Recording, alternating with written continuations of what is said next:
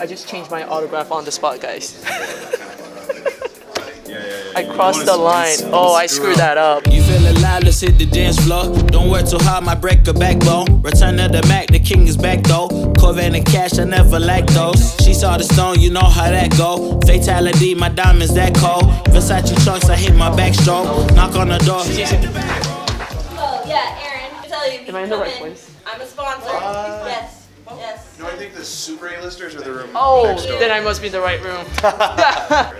Where does this go? You guys sign it, and then where does it go? It goes to Beckett to get authenticated, and then slap it. And then they're gonna be like, "This is Ken Rogers' Or autograph." they'll make NFTs. No way. I'm gonna do like a very interesting autograph. That's not my usual.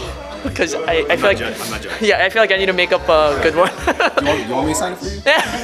Yeah, you want to sign a couple? I crossed the line. Oh, I screwed that up. No streaks, no streaks. No streaks, no streaks. It feels stupid, not gonna lie. It's like, I feel like they're gonna like sell this somewhere and we're not even gonna know about it. Why would anyone buy this for $1? No.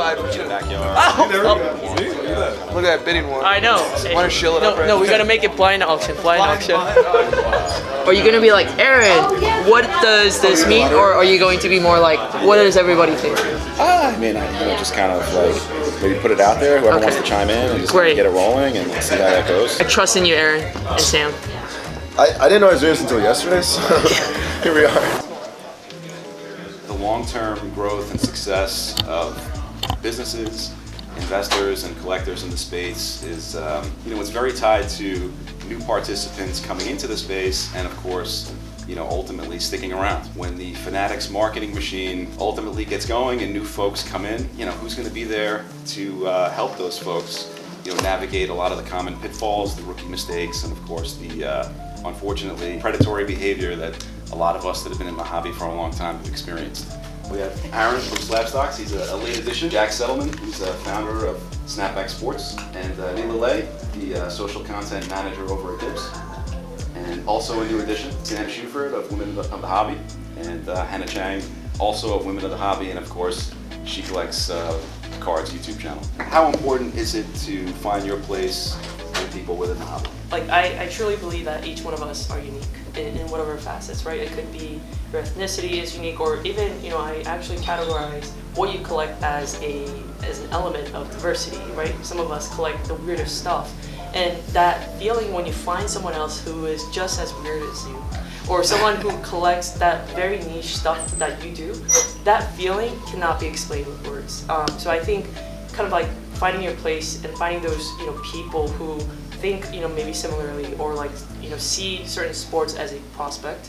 Things like that I think is very, very unique, and you want to hold on to those when you find them. How do we balance our content to be both educational but yet entertaining as well? And I lean actually more on the education piece, and the criticism or the feedback that I get a lot is that, you need to go to shows more, which is like the exciting part of content, or make it more fun and interactive. Right. But I actually really like doing research for days and doing analysis and presenting like the outcome Sure. of that. I want to say it's half-half, but in reality, where we look at just tangible viewership currently going right now is more geared towards the entertainment factor. Actually, I think Josh Luber coming in with Fanatics will set a really big tone.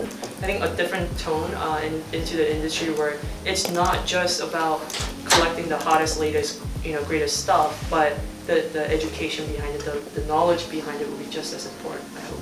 A challenge actually I face in building community, and I'll give a recent example.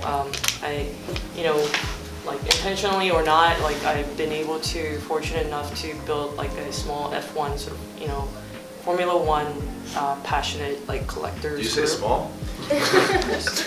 Medium size. Biggest challenge is, and it doesn't happen frequently, but it does happen now and then, is few sort of bad actors or folks who are not as open to helping each other out, rather focusing on mistakes and kind of going deeper in that of another person, more in depth than actually necessary. I mean, I think we should all come to want to build a community together and lift each other up, and if somebody made a mistake, you kind of pat them and lift them up, versus you made that silly mistake, you're no longer, gonna get my respect. I think that's not the right attitude. There is this bro-ish culture, right, where you, like, I got you, got me kind of thing. But you know, honestly, like I don't know if that's actually beneficial for anyone, for them or the group outside of that.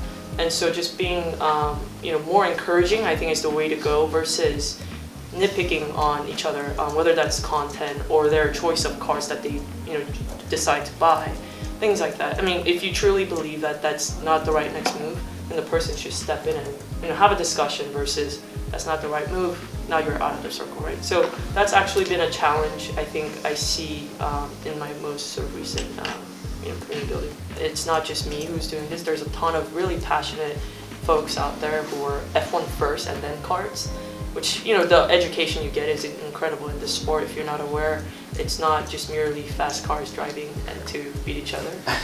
So there's multi-layered. It's hundreds of people in factory doing engineering work to get those in. Sure. So there's an incredible amount of knowledge that goes behind it, which I truly appreciate. Yeah.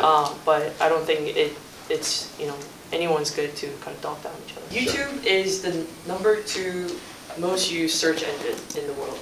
That was a shocking number for me, but I found that out, and I wasn't surprised because, you know, we live in a nation where we don't have to necessarily look up like how to, you know, grow certain crops or whatever, but like a ton of people outside of the US, they rely on YouTube videos to actually do stuff day to day. The amount of sort of foot traffic that YouTube gets globally is absolutely insane, and the algorithm, the hidden algorithm of YouTube, which will never be released, I think it's pretty accurate. Obviously, it's edited most of the time. I mean, there are live versions as well, but so you won't really get the feel of you know, raw content as much as you would, like, say, I don't know, Instagram Live or whatnot, or stories. But I think it's a critical piece of how the hobby has really grown and built the community.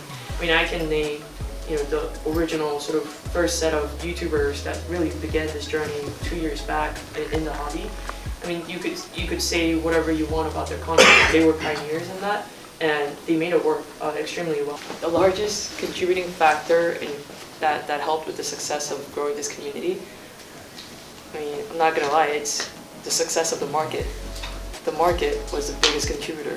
If we were, you know, in a recession of cards where we're just seeing a downward slope for the last 3 years, I wonder how much of it would have helped us grow the community, right? So I think the largest, I got very lucky, I admit it, that I got in an interesting time with a unique, you know, set of sort of circumstance. And so I attribute it to that. The market, the alternative asset market just flying off, and we're living in it. Max won, guys. Max won. Max Verstappen won. My boy put Lewis Hamilton on there. God, where be Lewis? Oh my God. Well, it's a mint collective, so I try to Oh, find close to dope. mint. And Zero Cool's cars are purple, so I usually always have purple. But most of the time, my daughter chooses. And that's how this all started. Because How old is your daughter? She's 9. Oh, okay, so And she's got taste. So yeah, so well, last summer she got into painting everyone's nails, and then so you know, I was first one And up. my toes are like yellow right now. Oh yeah, no, and then absolutely. But yeah, no, thanks for everything. Like, Alright, go get seats. panel was great. Having Sam next to me, I just wanted to what do you like, I wanted to make It's fun of me great. the whole time. I wanted to make fun of you. God, but like it was so like I didn't know what the right Yeah, timing was and with stuff the- like that. yeah. And then like it's kind of like mixed bag of people. Like I Yeah. don't want to be like rude. I So- hope I didn't piss anybody off. No, with what? I don't No, know. everyone's like, hey, F1. Oh, no, F1, I need to talk to you. Yeah.